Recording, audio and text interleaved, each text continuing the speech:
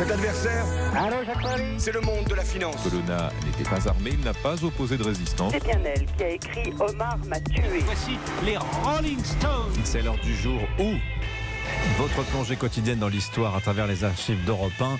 Et vous entendez derrière moi la mélodie des Beatles. Bonjour Louise Salé. Bonjour Dimitri, bonjour à tous.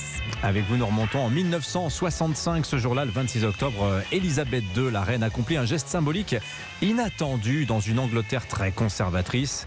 Elle décore les Beatles de l'ordre impérial britannique.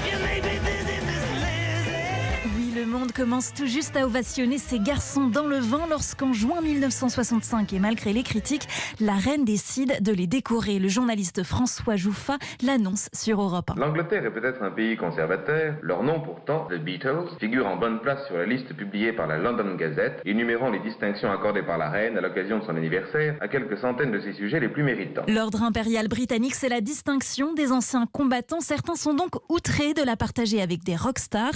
La polémique fait sourire les Beatles, interrogés par François Jouffa. De nombreuses personnalités ont été vexées et ont renvoyé leurs médailles. And if many more send them back, we'll be the only people in the whole world with MBEs. And then we'll be very proud. Si tout le monde renvoie leurs décorations, nous serons les seuls médaillés, nous serons très fiers. Alors le jour J de cette remise de décoration aux Beatles, Louise, quel accueil les Britanniques leur réservent-ils ? Eh bien difficile justement de questionner la popularité du groupe tant la foule ce 26 octobre 1965 est impressionnante.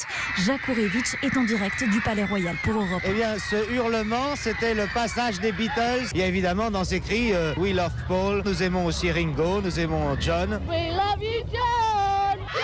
John Lennon et George Harrison se confient aux journalistes juste après sur leur rencontre avec la reine et le futur roi Charles. Est-ce qu'elle a eu l'air de connaître les Beatles? Prince Charles got our autograph months ago and he's got a Beatle haircut, so she knows through him anyway. Alors la reine Elisabeth a certainement entendu parler des Beatles, au moins par son fils, le prince Charles, puisque, me dit-on, il a une coupe de cheveux à la Beatles, d'une part, et d'autre part, il a demandé il y a quelque temps des autographes des Beatles. Mais cette union so-british entre la monarchie et le rock ne va pas durer longtemps. John Lennon rendra 4 ans plus tard sa décoration. Période hippie, pacifisme et anti-guerre du Vietnam oblige. Mais son affection pour Elisabeth II est intacte. Il dit critiquer la royauté et non sa reine qu'il adule dans le morceau Her Majesty, sorti la même année. Majesty's a pretty nice girl, but she changes from day to day. I wanna tell her that I love her a lot. La chanson irrévérencieuse Her Majesty, écrite en réalité par Paul McCartney, qui acceptera d'être anobli par la même reine Elisabeth II en 1996.